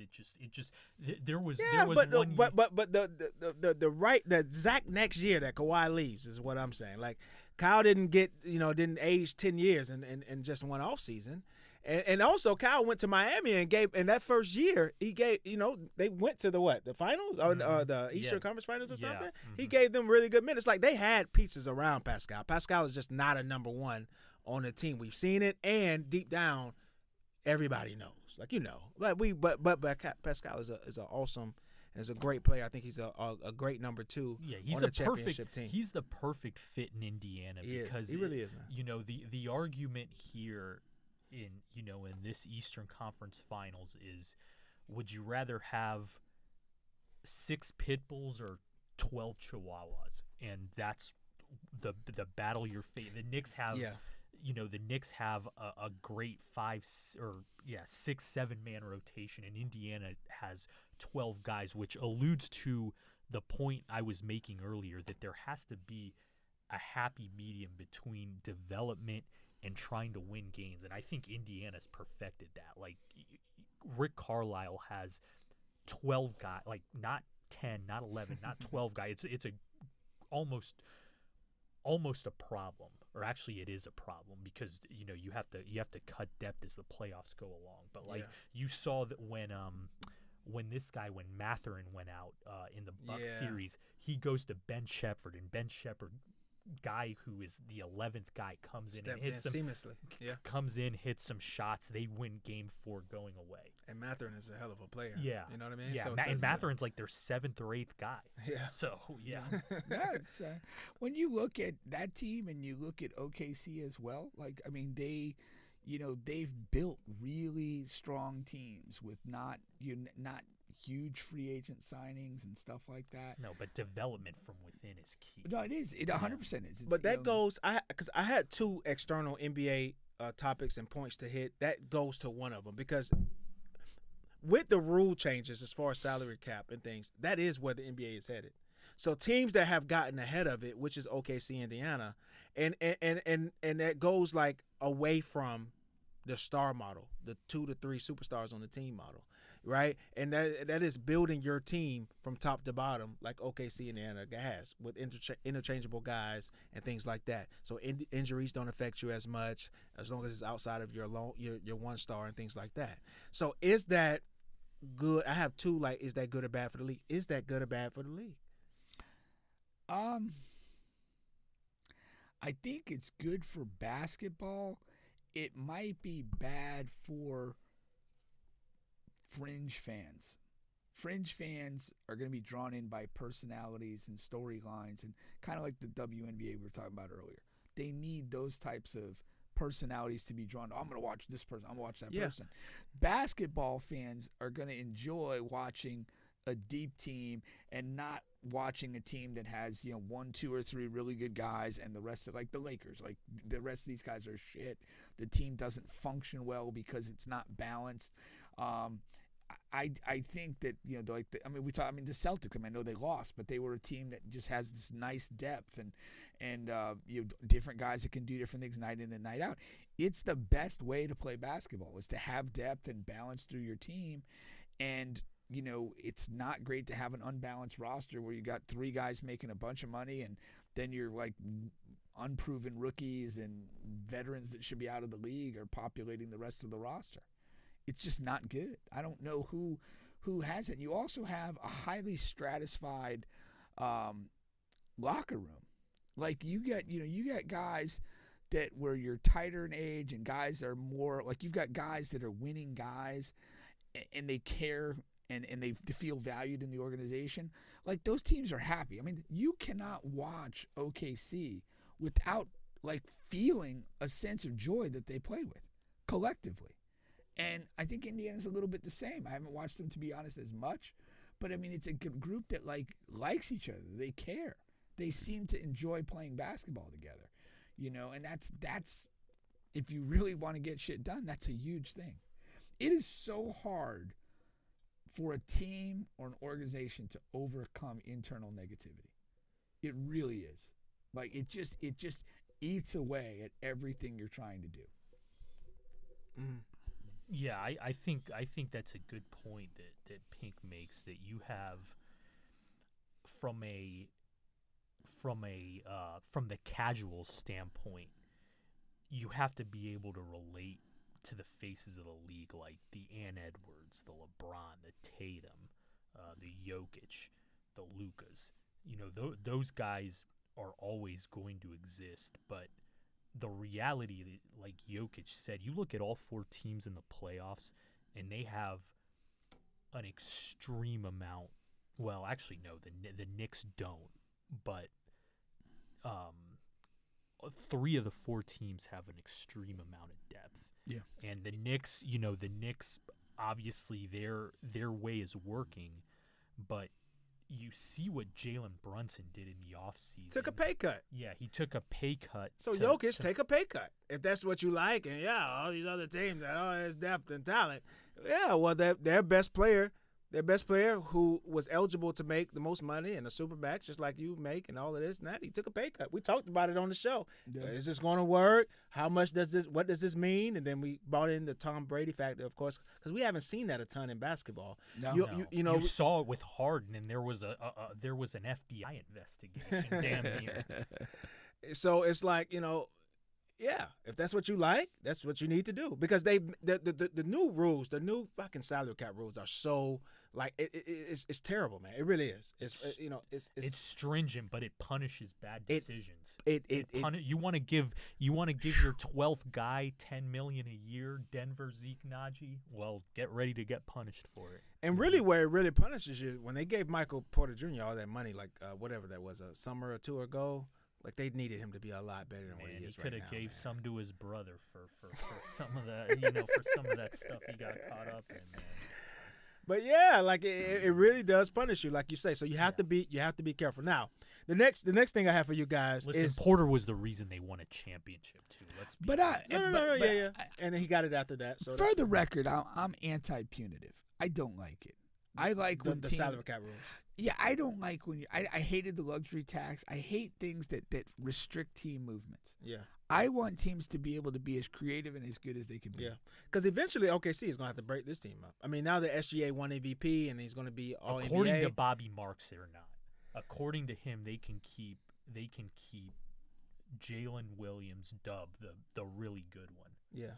They can keep and extend him. They can keep and extend Chet, and they can give SGA 300 or what is it, 289 million or whatever it is. Yeah, a little over 3, I think. But that's assuming that these guys stay on the same trajectory. If Chet takes another step, that's a higher chain of money that he has to receive. Same thing as Jalen. Yeah, it's because Chet is not up for another year. But the other conversation you might be having is some of these other dudes that are really doing a nice job are lost or sacrificed. Yeah, but But also, and that's what I don't like. Right. But other teams also will have an opportunity to offer these guys. But the thing is, with Oklahoma City, Presti's done probably one of the best jobs in the history of team building. Ever. They have all these draft picks. Yes. And they do a phenomenal job of developing talent from within. They developed Isaiah Joe, who was undrafted. They developed 76. We developed him, and we gave him to him. They gave. Listen, he was able to find opportunity. And find a. We were idiots and let him go. And Presti is a freak of nature. They found and developed. Did you say Casey Wallace already? Oh no, Wallace they got in the first round, and he's only a rookie, but he's probably going to be a casualty of when Dub and Chet get their money. Yeah. So they're going to have to find a couple of those guys. And then the two off-season moves of Caruso and Hartenstein. Yeah. I mean, both fantastic. Both of whom were undrafted, mind you. Yeah. You know, Hartenstein's probably going to be a guy like, especially if they win a championship He's or out. two. Yeah, he's they're out. they're going to have to trade him because he's making 20-something million, and it's just the cost. And of I just hate that has to happen. Yeah. Like, I'd rather the teams be smart enough to move on from guys when it's time to move on. Kind of like you go back to the football side of the 49ers when they knew it was time to move on from Joe Montana and Ronnie Lott and all these guys, even Jerry Rice. And they made that decision. It wasn't forced upon them that we just have to sacrifice somebody. It's bullshit. Yeah, I understand. Like, you've done a great job of assembling a team. Yeah. You should not be financially penalized and forced to get rid of guys that you don't want to get rid of. Yeah, I understand.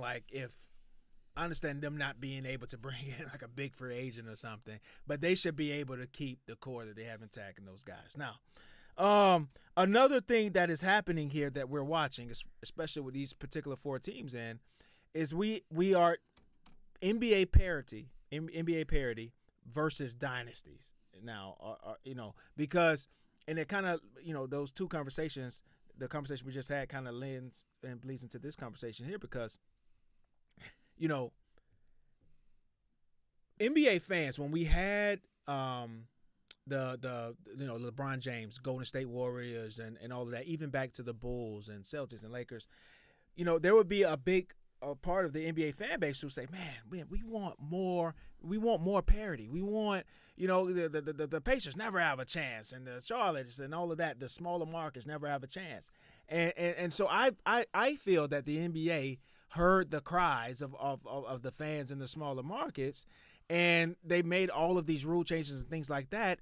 And now I think we're going to see less dynasties. Now, because this year there will be a new champion, and there hasn't been a back-to-back since when, Juan? Since the Warriors. Since the Warriors. And so what do you think about that as far as we're moving towards more parity? Seems like there may be a new champion every year. I despise it, and I think it's bad for business.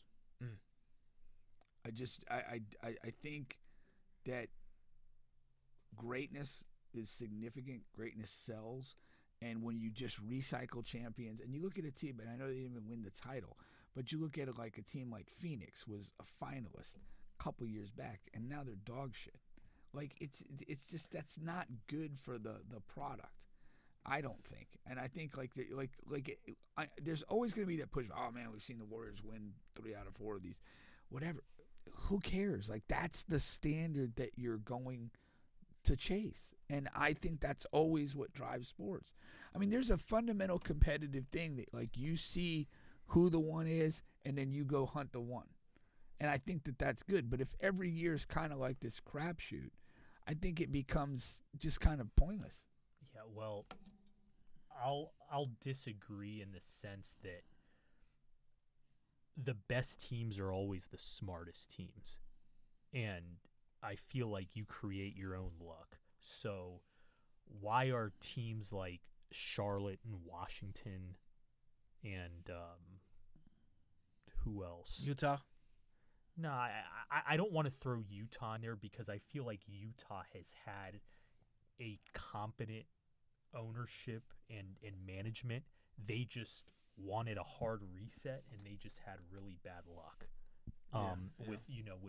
But I feel like the smartest organizations are always going to win. Why did Phoenix decline? It's not because they didn't have talent. It's because they made some really, really bad business decisions. Yeah.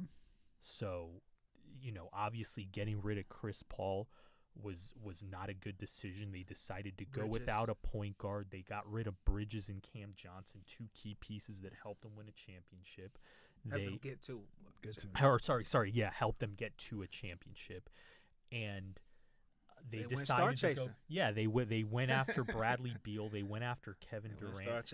And it's unfortunately for them, it's backfired. Hasn't worked out. Yeah. But I don't think parity is a good thing. Yeah. I think good, well-run organizations are good for the game. And that's why I'm not into like the punitive stuff that you're kind of almost are going to force teams to break up and do some things that they know aren't the right decision. Yeah. I just don't like that. It's really interesting because I see both sides and I kind of am on both sides. Because, yeah, I think the NBA is better when you do have dynasties and great teams and seeing a team being able to take them down. Just those storylines, I think they're more impactful, more meaningful. But then I look at it like, yeah, I'm a 76ers fan. I would like us to have a chance and opportunity, and I don't think we had one when Durant was with Golden State. You know, and I know people, like you say, Pacers fans and Knicks fans, all these other fans of these teams who have never won a championship, and they don't feel like their teams have any realistic chance when those other teams are so loaded with those stars. So I see it, man. Damn, I see it both ways. But, there is no clear answer because I don't think you can toe the line. And I think, so the NBA is figuring that out. Like it is one or the other. It is you either have that or you have what you have now. I guess what are they like when we say that? Like it's the rule changes. What are the rule changes that are impacting? Well, we just talked parity? about the one piece of it with the financial and the salary cap, so you're not able to keep a lot of your better players. Well, the thing is you can. It's just going to be very expensive, and winning a title by definition is very, very expensive. But it's also lucrative too, right? But when you talk about that being the thing, that we're going to basically create financial penalties for you succeeding, I can't agree with that. Yeah. I can't say that's a good thing. Yeah, but the thing is, it's not necessarily that. It's just more so about. Well, I mean, that's what I'm asking. It's that too, though, because Boston Celtics, even before the Tatum injury, like the whole NBA world knows this team is going to change after this season. Yeah, it has to change because they decided. Of the rules. Well, yeah, but they decided again. They decided to pay Jaylen Brown the biggest contract in the history of the league at the time, and then they did the same thing with Tatum. Yeah, and the owners at the time, well, they still are the owners. They saw where the NBA was going, and they decided to get out. Yeah, they decided to get out while because you're going to get penalized so heavily to where you're damn near not making any money. So Brad Stevens did some phenomenal thing. He bought in Porzingis, he bought in Holiday. It won him the championship last year, and unfortunately they had some luck. Injury luck is so much a part of this. Like Porzingis was sick, and Tatum obviously going down killed him. But then, the future in Boston is brighter than you think, and I'll tell you why. Like, you have Peyton Pritchard at $8 million. Peyton Pritchard could start for 27 teams in the league. That's how good he is. Then you have Jaylen Brown, who is the modern-day Scottie Pippen. He's not a number one on a championship team, but as a number one, he can get you into the second round. And then depending on what direction they decide to go, and they have some good young guys coming up that they don't have to pay a lot to, and they're going to have to do something with Holiday or Porzingis. Holiday's out of there, 1,000%. Well, I hope they trade him to the Magic personally. Yeah, I think that's the piece of Magic. Honestly, I think Holiday and Porzingis is out of there. Well, but Porzingis more so for another reason. If what I saw these playoffs are indicative of Porzingis going forward, I would cut bait if I was Boston. Yeah, that's what I'm saying. For another reason, I think he's going. Oh. But that's my whole point to the Parody versus Dynasty thing. It's interesting, man. Now let me get you guys take on the series, right? So you have the Thunder versus the Wolves, New York versus Indiana. Where do you see these things going? I think OKC wins. What I saw last night and kind of going back even to the Denver series, no other team can kind of ramp up defense like they can and create such chaos. And the chaos leads to like these basically game-defining runs. And I don't think any other team left, or any team really, this year has the capacity to do that. And that, over the course of a series is, I think, going to win out. What's funny is, like, Minnesota's defense is good, really good, damn good. But there is a difference because, like you said, OKC they have like a long stretches of a game where they just really shit up. That's the difference, and the thing is not only like when you do that, that leads to easy baskets. Yes, they're getting so many leads steals and live ball that turning into defense. And so as good as we think the Minnesota defense is, there's this big chunk of possessions where they're not defending anything because they got ripped at midcourt or threw an errant pass cross court, and it turns into a layup. And that's that thing is like, okay, the first thing you need to do to beat OKC is stop turning the ball over. Like, make them execute offense 98% of the possessions, not 85, where they're just getting runouts and layups. Yeah. And it's a tough way to play. They play great defense and they turn good teams over. They make great players like Jokic look a little frantic and frustrated, and that's the biggest, most decisive thing that I've seen among these four teams is their ability to just generate waves of turnovers, fluster a team, and create these runs that there's once you start turning it over, you're defenseless.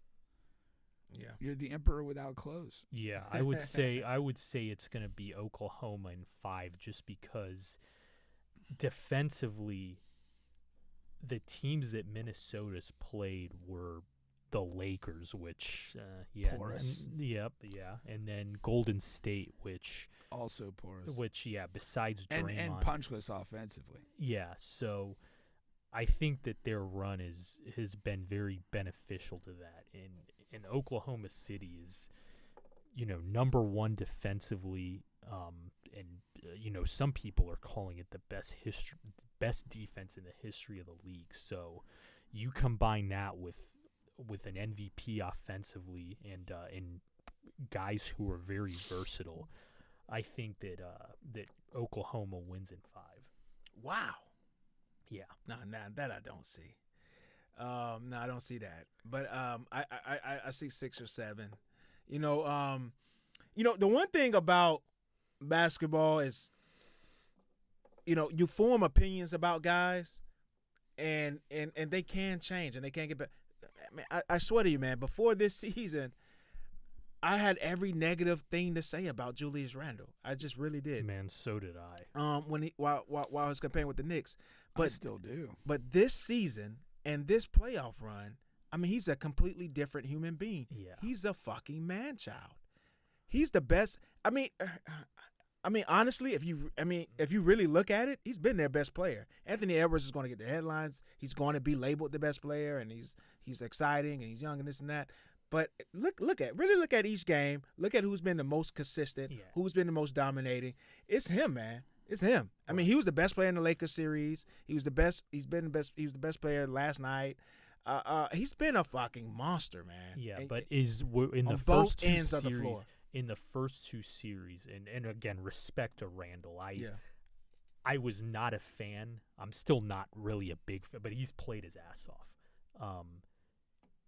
Is that a byproduct of the teams the defenses they've been playing but you against? got it. But everybody on that team is playing against the same defenders. Right. You know what I mean? So it's like whatever. You got to play the team that's in front of you. But in years past, he was in a weaker East, and it wasn't about his outcome. It was how he was playing. Yeah, well, the Knicks were a better team without him last year. It was him, yes, and it showed in the playoff run. He was him jacking up 8 to 10 threes a game, and just lack of energy. Like all of that is completely different. He's really using his size, strength, athleticism. You have like the defensive player of the year, right? Did Draymond win defensive player of the year? I'm pretty sure he did. No? Mobley did. But he was like second or third. Second or third, right? Yeah. Third guy in defensive player of the year saying that Julius Randle dominated me. There was nothing LeBron James could do with him. Like nothing at all. So my point to that is all you need, because the constant is Julius Randle is going to come to play. That's the constant. That's been the constant throughout this year in the playoffs. You need Anthony Edwards to score more than 0 points in the fourth quarter. And I think they will have that in the rest of these games. I think, they're going to get better performances out of their role players. Nas Reed, he's not going to go 1 for fucking 12 again, and things like that. They're going to win more than one game, If not, though, I could be wrong. Yeah, I don't know. I mean, I don't. Could be wrong. Yeah, but even if they win a second, I don't see it. I understand what you're saying. They're going to lose the series. Competitive, yeah. Yeah. It's like, Now, what about the other side of this thing?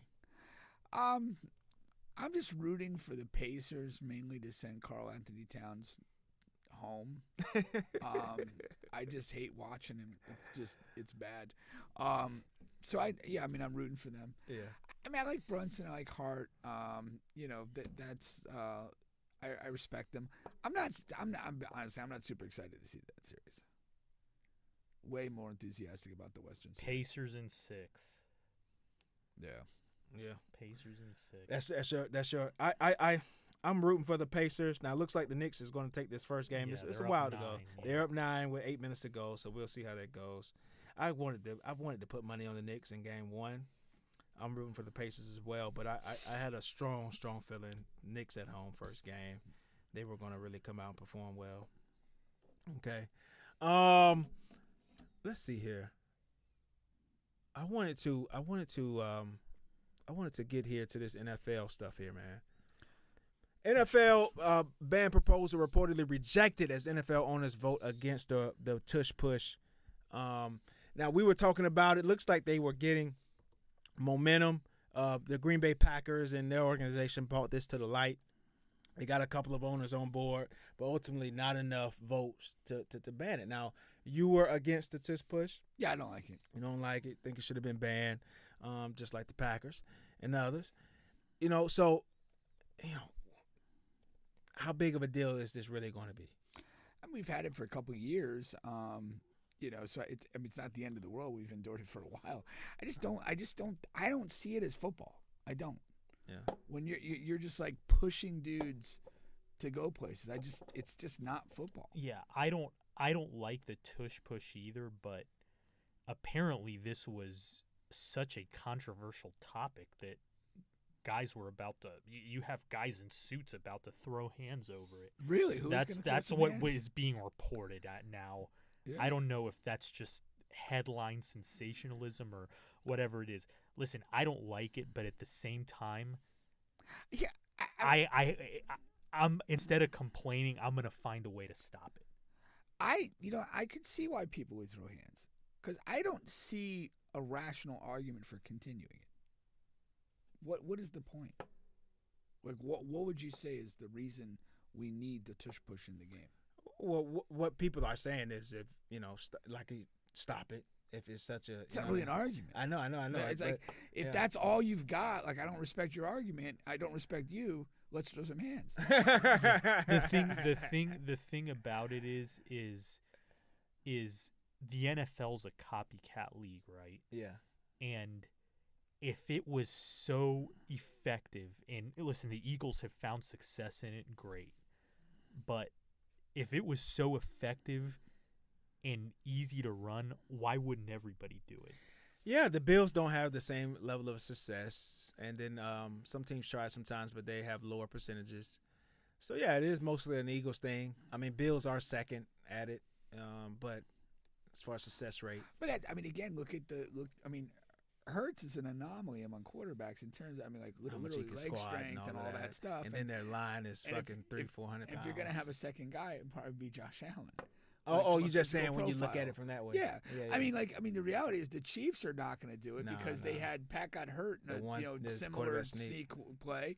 Lamar's that's not playing to his strengths or any of that. So there's a lot of teams that are just not suited to do it. The Eagles are uniquely suited to do it with their lead guy. But my biggest point is it's just not a natural football thing to like literally just push a guy forward. Like it's just kind of like, I guess it would be like in basketball if a guy could propel another guy. Well, did you hear the story about Mike Leach, the Mississippi State coach? What happened? He passed away a couple years ago, but he had a proposal that they would put a midget on scholarship and throw him over the end zone in short yardage.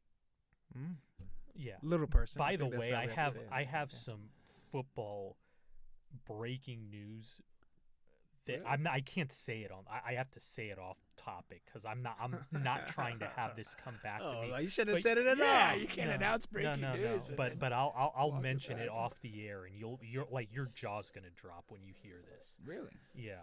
Well, speaking of, earlier today we had we saw that the NFL players it's been approved they can compete in the Olympics because the Olympics in Yeah. Los Angeles are going to have Flag football. flag football.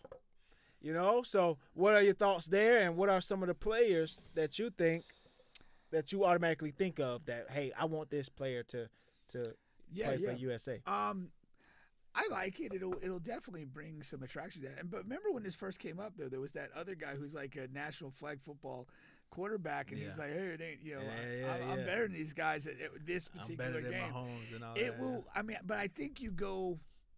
I mean, you got three options, but I think by the NFL doing this, they are announcing that this is what they want.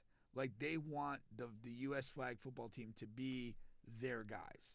And they probably have the commercial strength to make that happen. Yeah, I and they've think- been wanting to go global anyhow. Yeah. I think this almost seals the deal that you're going to have an NFL-based team. There might be one or two guys that are there. But Which sucks for the other guys. Oh, for sure.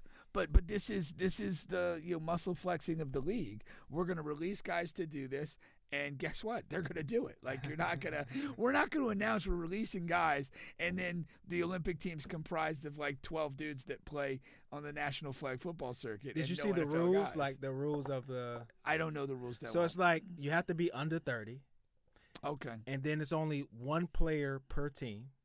What like- do you mean by that? Literally only one player per team for each country. So like whatever Mahomes and whatever couldn't play. Mahomes and whoever was Another player on the Chiefs Mahomes couldn't and Kelsey could not play in the Olympics. Together, It would have to okay. be one or the other. Okay. So one player per team per country, and then there's 5 or 6 guys that start on a team. Okay. But I think the rosters are up to 10 to 12. Okay. I'd figure you would have complete offensive and defensive units.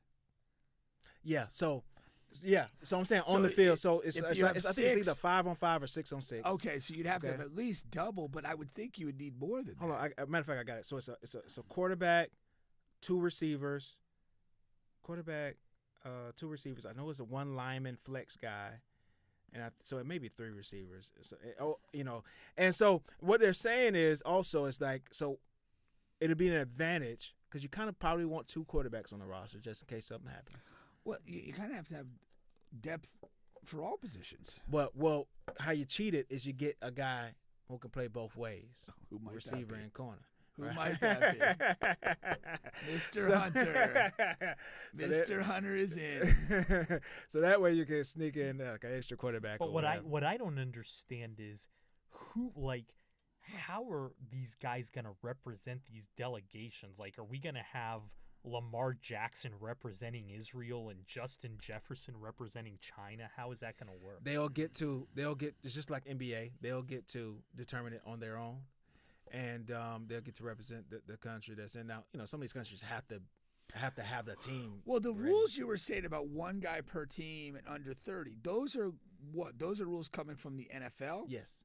Okay. Yeah. So that could And per country, so it could per be country. It could be multiple okay. guys on the so team. So you but could have one America. You one could have China, Pat for one, the U.S. and then you could have Rasheen Rice play for Turkey. Or right. whatever. If that's where he's from and Okay, yeah. wants to represent. Okay, Yes. I got you. Okay, so it's not strictly one team. No. Okay, but that's I mean that's it. I'm here to see it. It'll be fun. Yeah. It'd definitely be fun. Now I love Patrick Mahomes is my guy. but will he be 30? He But won't, Lamar he won't Jackson. be eligible. Yeah, But maybe not Lamar Jackson either then, huh? Yeah, Lamar Jackson's a little younger, but Yeah, I don't think Lamar will So be yeah, you're not eligible. gonna have some of those. so guys. new guy I guess Jaden. Jaden I think will be fine in there. He'd be Jaden who? good. Daniels, Oh Yeah, okay. true. Yeah, we'll see. Maybe it'll be year 2 slump. maybe. Yeah. What's a So- quarterback you would a young quarterback you wouldn't mind? I That you mean, would like. yeah, I'm not sure. I mean, it's and again, I mean, that guy wasn't wrong. There are certain attributes that are going to be better. Like I don't think it 100% correlates. Like best quarterback in the NFL is going to be the best flag football option. Now taking into account how far advanced we are just at football, not exactly flag football as far as America. Yeah. Do you think that the NFL, base team in flag football will be more dominant than the Dream Team in the Olympics basketball? In '92? Yes. It could be because honestly I don't know what other countries play competitive flag football. I don't know who those guys are. Yeah. But again, it could also be like if you get 4 or 5 teams that basically produce NFL teams, and now you're kind of on close to level footing. If you get whatever, if England goes and makes some connection with 12 NFL guys. Now I see what you're saying. Fields a similar level NFL team. guys, yeah, now I see what you're saying. Then it could balance that out, and it's not going to be the same. It wasn't that case.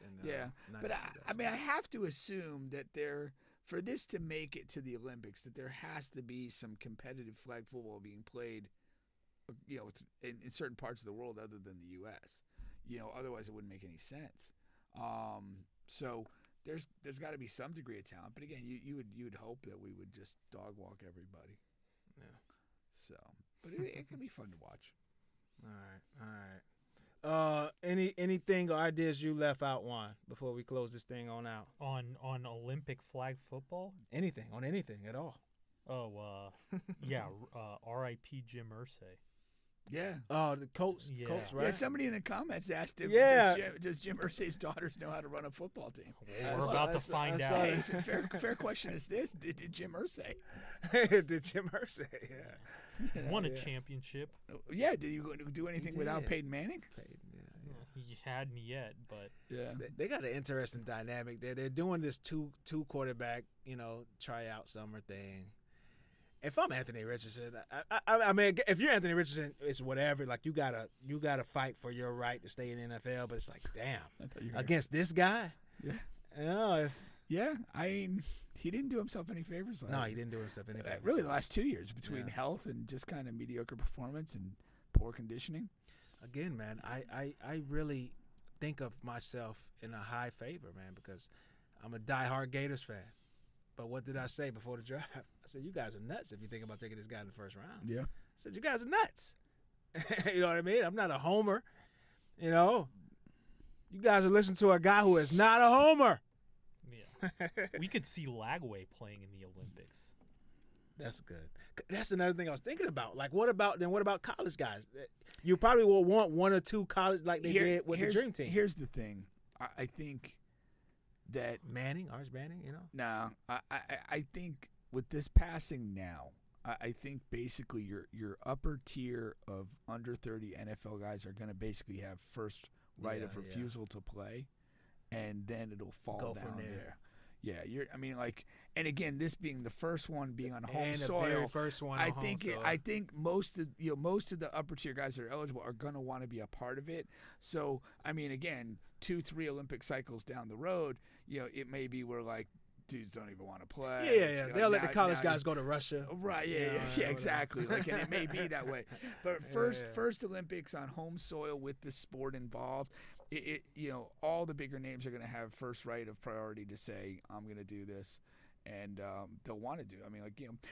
It'd probably be like the basketball. If you get if LeBron, somebody of big stature says, I'm in, and calls a couple guys, and the team makes itself. What's the under 30 thing about? Do you think it's because they think less injuries with guys under 30, like less chance or possibility? So